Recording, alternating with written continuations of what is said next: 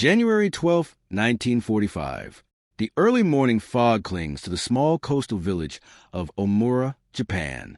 The scent of salt from the nearby bay mixes with the faint smoke of wood fires as mothers kneel near their children, preparing sparse breakfasts of rice and dried fish. The distant roar of engines grows louder, a low, rhythmic thunder that makes hearts quicken. Above, a formation of American B-29 Superfortresses cuts through the gray sky, their polished fuselages glinting faintly in the pale winter sun. Villagers point upward, shielding their eyes, some with fear, others with astonishment. Mothers clutch their children tightly, unsure whether these metal birds bring destruction or a message. Then, in a moment that will linger in memory, the planes dip slightly, and pilots wave from open cockpits, a gesture almost impossibly human amidst the machinery of war. The children gasp, the mother's hands freeze mid-motion, and a hushed awe falls over the village. For a fleeting instant, the terror of war is interrupted by an unexpected display of connection, curiosity, and courage. This morning in Omura will not be forgotten. But to understand why American pilots were above Japanese villages, risking both lives and protocol, we must first trace the broader sweep of the Pacific War. By late 1944, Japan's position in the Pacific was deteriorating. The Imperial Japanese Navy and Army had fought across islands from the Philippines to Iwo Jima, but the relentless pressure of the Allied advance had stretched their resources thin. The U.S. military, leveraging industrial superiority and technological innovation, had established air bases in the Mariana Islands, Saipan, Tinian, and Guam, bringing the Japanese home islands within reach of long-range bombing campaigns. The 20th Air Force, equipped with the new B-29 Superfortress, represented a leap in aerial warfare. These aircraft could fly at high altitudes over 3,000 miles, carrying massive bomb loads and maintaining pressurized cabins for crew comfort. For American commanders, the strategic goal was clear: to cripple Japan's industrial and military capacity while minimizing their own casualties. For the Japanese, these enormous aircraft were an almost mythical presence, their sheer size and speed beyond imagination of most civilians. In villages like Omura, daily life had grown increasingly precarious. Food shortages were widespread, compounded by rationing and supply line disruptions. Propaganda painted Americans as invincible, cruel, and far removed from Japanese humanity. Yet for ordinary villagers, the war was a daily struggle to survive. Mothers prepared simple meals, repaired clothing, and tended to children, while fathers and older sons were conscripted into labor or military service. The constant threat of air raids hung over every horizon. Japanese anti-aircraft defenses were concentrated around industrial centers, but even small coastal towns could not escape the occasional reconnaissance flight or bomber overpass. These missions, often meant for mapping or signaling Allied dominance, created both fear and fascination. Civilians, pressed between obedience to military orders and instinctive curiosity, learned to watch the skies with a mixture of dread and wonder. Meanwhile, American pilots preparing for their missions faced challenges of their own. Flying thousands of miles over open ocean, navigating unpredictable weather, and avoiding enemy fighters demanded precision, courage, and a deeper reliance on training. Squadron leaders briefed their crews on not only strategic objectives, but also psychological operations. Leaflets, visual gestures, and symbolic acts, such as greetings or gestures from planes, were considered subtle tools to influence civilian perception and reduce potential resistance. By early 1945, the U.S. had refined its approach to strategic bombing over Japan. B-29s departed from Tinian and Saipan in carefully coordinated formations, following mapped air corridors that avoided heavily defended zones, while still allowing visual contact with towns and villages. Pilots studied Japanese terrain meticulously, noting small coastal settlements, rice paddies, and clusters of homes where civilians lived in constant uncertainty. For villages like Omura, these flights were both terrifying and mesmerizing. From the ground, the aircraft appeared enormous, therefore engines droning like thunder rolling across the valleys. Mothers shielded their children's eyes, while older siblings crouched in fields, curious despite warnings to stay indoors. Occasionally, the planes dipped slightly or turned in formations that seemed deliberate, gestures that carried no immediate explanation, yet evoked strong emotional reactions. American pilots, aware of the fear they inspired, sometimes employed subtle signals, a wave from the cockpit, a tilt of the wing, or the dropping of leaflets announcing food relief or safe zones were calculated acts of psychological influence. These gestures were not ordered lightly. Commanders understood the risk. Flying low over civilian areas could expose aircraft to anti-aircraft fire, yet the potential to SOCOM or goodwill among Japanese civilians presented strategic advantages beyond the physical destruction of war. Japanese military authorities were also keenly aware of these overflights. Local commanders monitored radar and dispatched patrols to observe B-29 movements, but the aircraft often traveled faster than ground-based tracking systems could respond. Soldiers stationed near villages reported both awe and frustration, astonishment at the technological skill of American airmen, and irritation at their inability to counter the flights effectively. At the village level, these repeated encounters began to blur the lines between enemy and observer. Children whispered about the big silver birds that passed overhead, imitating the pilot's gestures with outstretched arms. Mothers debated whether these overflights were harbingers of disaster or unusual opportunities for human connection. In some cases, villagers collected leaflets and small packages dropped from planes, interpreting them as signs that not all Americans were distant or cruel. The conditions were now set for a singular moment of interaction. The combination of proximity, timing, and human curiosity would culminate in pilots greeting civilians directly from their aircraft. It was a small, fleeting act, yet one loaded with historical significance. The potential to influence perception, reduce fear, and create a memory that would endure long after the smoke of war had cleared. The human dimension of these aerial encounters was immediate and unforgettable. For Japanese mothers in villages like Omura, the war had been an unrelenting shadow over daily life. Rationed rice, the absence of fathers or older sons, and the constant hum of distant artillery defined their routines. Seeing American pilots waving from the sky introduced a shock unlike any other, a mix of fear, disbelief, and, unexpectedly, curiosity.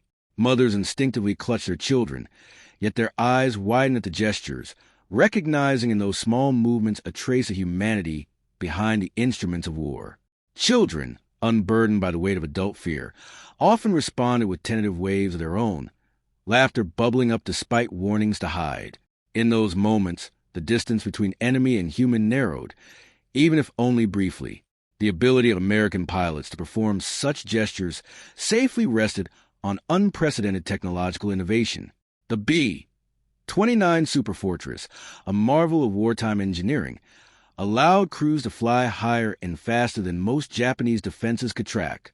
Pressurized cabins, advanced navigational instruments, and reliable engines made long-distance flights feasible while maintaining precise control during low-altitude maneuvers over villages. Radar and reconnaissance systems enabled pilots to identify target zones and avoid anti-aircraft fire, granting them opportunities to interact with civilians without compromising mission objectives. The technology transformed warfare, making calculated human gestures from the sky possible in a way previous conflicts had never allowed. Leadership at multiple levels was crucial in enabling these encounters. Squadron commanders had to weigh risk versus reward. Flying low or performing a visible wave could expose aircraft to enemy fire, yet the potential psychological impact on civilians and enemy morale was significant. Orders emphasized discipline, precision, and professionalism while leaving room for calculated human discretion. Pilots had to interpret these directives in real time, balancing fear, strategy, and compassion. Their actions were guided not only by the desire to complete missions, but also by an understanding of the broader implications of human interaction in warfare. Commanders encouraged pilots to seize these fleeting opportunities, recognizing that the small gestures could influence perceptions and foster unexpected goodwill. From a Japanese military's viewpoint, the American overflights were both baffling and unnerving. Commanders stationed in small coastal towns struggled to comprehend the purpose of pilots, performing what appeared to be benign gestures toward civilians. Propaganda had long painted Americans as ruthless invaders, yet the sight of them waving or dropping leaflets challenged this narrative. Soldiers reported a mixture of incredulity and concern. Incredulity at the audacity of such actions, and concern over the potential effect on civilian morale. Intelligence reports from local units noted that villagers were increasingly less fearful of air raids, or at least more curious, creating a psychological challenge for the Japanese command. The act of greeting from the sky carried profound moral and cultural weight. In Japanese society, gestures of acknowledgement and respect are deeply meaningful. A wave or nod from someone in a position of power, even a foreign soldier, could shift perception instantly. American pilots, whether consciously or intuitively, leveraged this cultural dynamic. The ethical dimension was subtle but significant. Rather than relying solely on force, they extended a humanizing gesture that contrasted sharply with the brutality of war. Mothers interpreting these signals saw not a faceless enemy, but humans capable of kindness, a revelation that lingered in memory long after the planes disappeared. Strategically, these interactions reinforced the broader objectives of a U.S. air campaign. Pilots' gestures served as psychological operations, demonstrating that Americans could appear anywhere at any time, while maintaining control and composure. For the Japanese military, this showcased the superiority of U.S. technology, logistics, and training. Tactically, such flights required meticulous planning. Routes were chosen to avoid heavy anti-aircraft defenses, while ensuring visibility to civilians. Timing, formation, and altitude had to be exact, balancing risk with potential for impact. The combination of precision and audacity exemplified the American approach to warfare. Superior planning executed with skill and confidence. Beyond military calculation, the gestures impacted social dynamics. Villagers began sharing stories of encounters with pilots, discussing their interpretations of gestures and leaflets. Mothers recounted their children's reactions, weaving these aerial greetings into the fabric of daily life. In some cases, these small moments inspired acts of courage or compassion. Whether helping neighbors or finding moments of hope amidst hardship, the ripple effect extended beyond the immediate sightline, influencing both perception and morale across entire communities. In these angles, the convergence of enemy astonishment, cultural resonance, tactical precision, and social impact underscores the historical significance of a simple human gesture from the sky. What seemed at first a fleeting moment of curiosity became a complex intersection of technology, strategy, and emotion, setting the stage for the defining events to follow. March 3, 1945. The sky above Omura was a pale, brittle blue, tinged with the faint smoke of distant skirmishes. At 9:15 a.m., a squadron of 4 B-29 Superfortresses lifted off from Tinian, their engines a low mechanical roar that carried across the coastline. Pilots meticulously checked instruments, confirming altitudes, heading, and formation integrity. The mission was officially a reconnaissance and morale operation, an opportunity to make contact with civilians while demonstrating air superiority. As the planes crossed Kyushu, their shadows stretched over rice paddies and thatched roofs. Japanese mothers noticed them first, peering through small windows or stepping into courtyards. Children ran to open spaces, hands shielding eyes, mouths half gasping in excitement. The B-29s began a gentle descent, maintaining strict discipline while entering visual range. From the cockpits, pilots waved, a small but deliberate gesture synchronized across the formation. The reaction on the ground was instantaneous. Mothers froze, unsure whether to fear or respond. Children mirrored the pilot's motions, laughing despite the tension. The air itself seemed to hold a suspended breath, a moment where the machinery of war intersected with fragile humanity. Cameras from later documentation would capture the astonishment in eyes and the tentative waves of small hands reaching skyward. Pilots took calculated risks to make the gesture visible. Flying lower than usual, they adjusted altitude and wing angle, conscious of potential anti-aircraft fire from nearby posts. Their training enabled precision. Instruments indicate exact altitude, wind drift, and distance from buildings, allowing them to execute the wave safely. Squadron leaders monitored radio communication, ensuring coordination and timing. Every motion was deliberate, balancing safety, visibility, and psychological effect. From the Japanese military perspective, the formation was confounding. Anti-aircraft operators on the ground were ordered to track the B-29s, yet the plane's careful precision and high speed made interception nearly impossible. Officers recorded both awe and frustration. Awe at the American pilot's skill, frustration at their inability to fully control or understand the gesture's purpose. Reports would later describe soldiers shaking their heads, murmuring disbelief at the calmness and audacity of these giant silver birds. The villagers' response grew bolder. Some mothers extended hesitant waves toward the sky, some calling their children back only partially, unsure whether the pilots were observing or indifferent. The simultaneous clarity and scale of the formation impressed upon everyone that this was not random. Every pilot, every plane had a purpose. It was a moment where technology, human decision-making, and chance collided, producing a tableau that would be remembered long after the Engine's roar faded. As the squadron continued over the village, dropping small leaflets with simple messages of reassurance and guidance, the psychological effect rippled outward. Mothers whispered to neighbors, children compared observations, and the village, for a fleeting morning, was united in shared awe. The pilot's wave was not merely a gesture. It was a strategic act embedded with human empathy, calculated risk, and historical significance.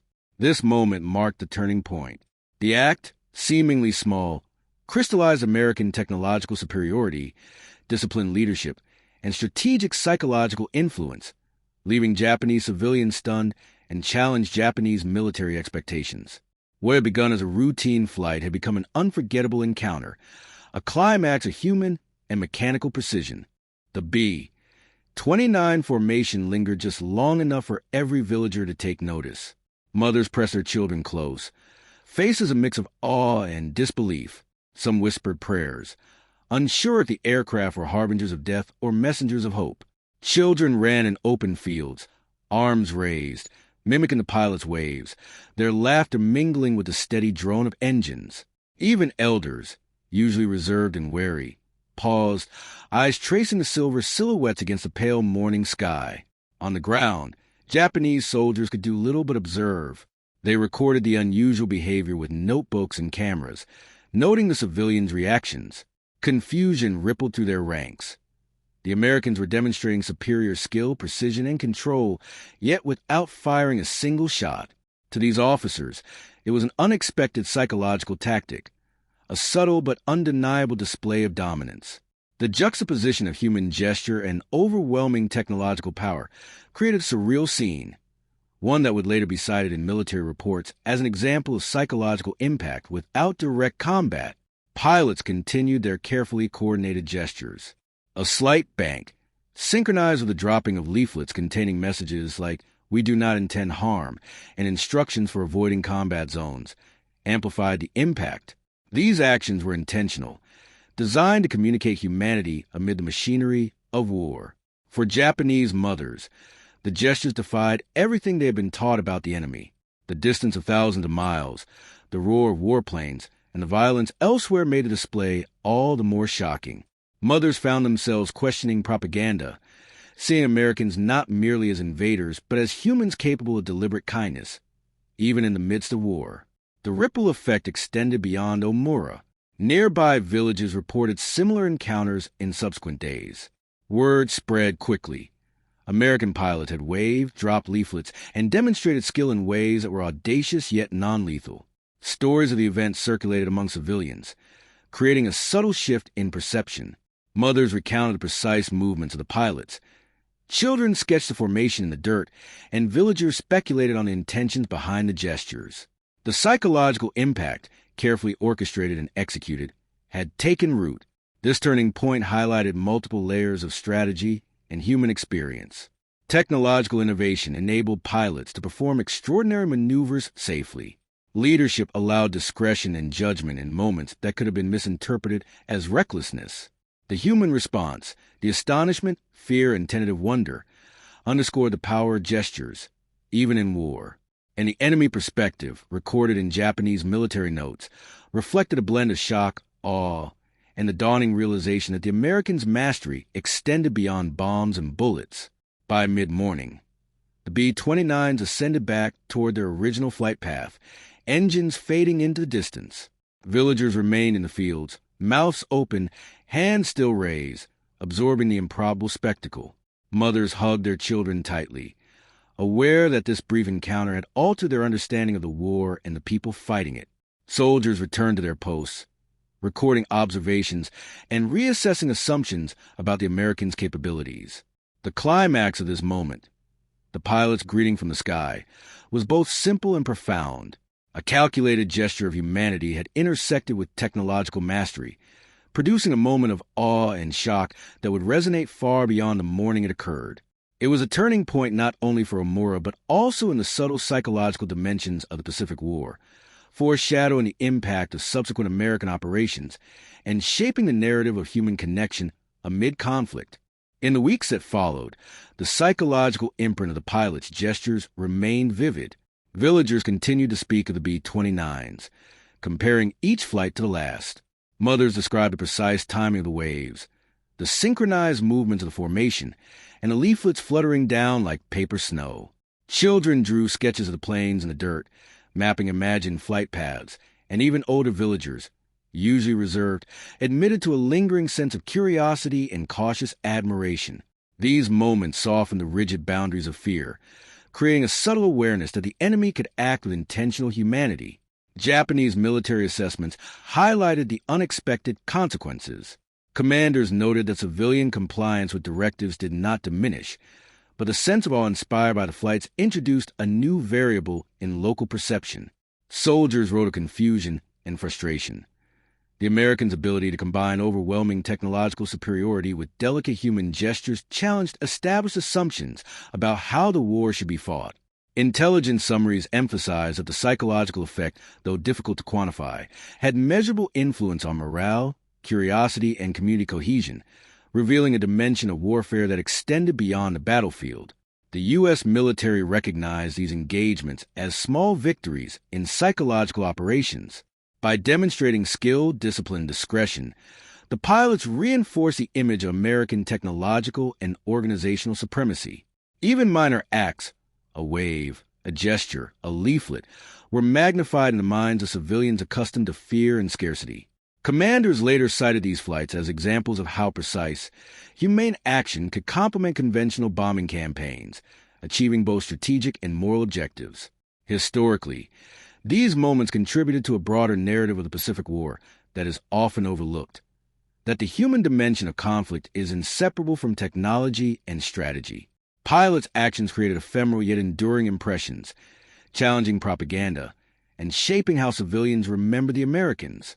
Mothers' accounts, preserved in post-war interviews and diaries, reveal the complex interplay of fear, astonishment, and nascent understanding that characterized civilian life under aerial dominance. By the end of March 1945, the echoes of those morning flights had extended beyond Omura. Stories spread to neighboring villages, reinforcing the American image of technological mastery paired with unexpected gestures of civility. While the broader conflict continued with devastation and loss, these moments left an indelible mark, a testament to the power of human connection within the vast machinery of war. In the hours and days following the pilot's gestures, the village of Omura and others along similar flight paths experienced an unusual calm. Mothers recounted the event to neighbors, describing the synchronized waves, the leaflets, and the careful attention of the American pilots. Children eagerly relived every detail, pointing out imagined motions and mimicking the formation with sticks and stones. What might have been a fleeting moment became a shared story, reinforcing community bonds even amid the scarcity and fear that had long defined life under wartime conditions. The American pilots, for their part, debriefed upon returning to Tinian. Commanders noted the success of the operation in both logistical and psychological terms. The flights had demonstrated the precision, discipline, and coordination of U.S. Air Forces, while also achieving a subtle but meaningful psychological impact on civilians behind enemy lines.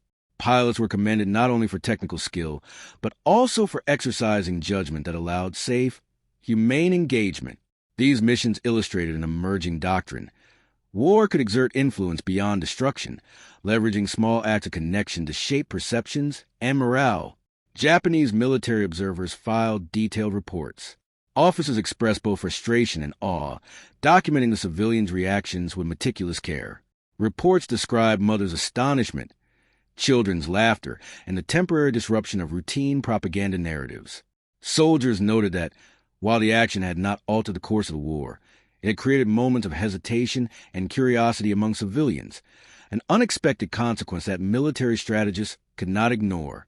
The recordings from these encounters would later inform both intelligence assessments and post-war historical accounts, providing insight into the psychological dimensions of conflict. Beyond the immediate villages, the impact rippled across regional administration. Local officials, responsible for civilian morale and compliance, recognized that these encounters challenged conventional understanding of the enemy. Mothers began to question long-held assumptions. Children shared stories in schools and neighborhoods, and curiosity gradually began to supplant fear, though always tempered by the reality of ongoing raids and shortages. The gestures, though small, had created a subtle but durable shift in the civilian perspective. The combination of pilot bravery, technological capability, and calculated discretion demonstrated a form of power that was both visible and humane. It underscored a truth often overlooked in military campaigns. Human perception could be influenced by actions that carried no lethal intent, yet carried profound symbolic weight. This understanding would later inform broader Allied psychological strategies, emphasizing the role of human connection even in the machinery of war. The morning of March 3, 1945, in Omura stands as a remarkable intersection of technology, strategy, and humanity. In the midst of one of history's most brutal conflicts, a handful of pilots took deliberate, small actions that transcended the usual measures of power. Their waves in the sky, gestures synchronized with precision and care, were neither a threat nor a tactical deception. They were a human acknowledgement reaching across the gulf of war. Mothers and children, accustomed to fear and scarcity, witnessed a display that challenged assumptions about the enemy and the nature of conflict itself. These moments highlight a broader truth about warfare. It is never solely about machinery, firepower, or strategy. It is also about perception, morale, and the fragile threads of human understanding. Technology, in this case the B-29 Superfortress and its innovations, enabled feats impossible in earlier conflicts. Leadership ensured that calculated risks were taken with purpose and discipline. Yet it was a simple act of human recognition, a wave, a smile, a gesture, that created lasting impact. Historically, these interactions offer insight into the multidimensional nature of war. For the Japanese civilians, they represented a momentary bridge across enemy lines, fostering memory, reflection, and nuanced understanding.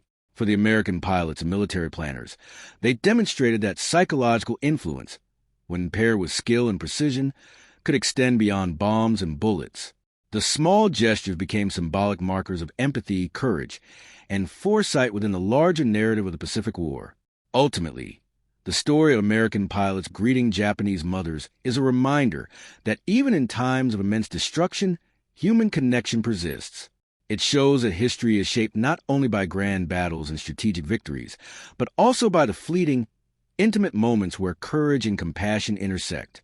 In that winter sky above Omura, war and humanity met briefly, leaving behind a lesson for generations. That a capacity for understanding, recognition, and respect can survive even amid the most extreme circumstances of conflict.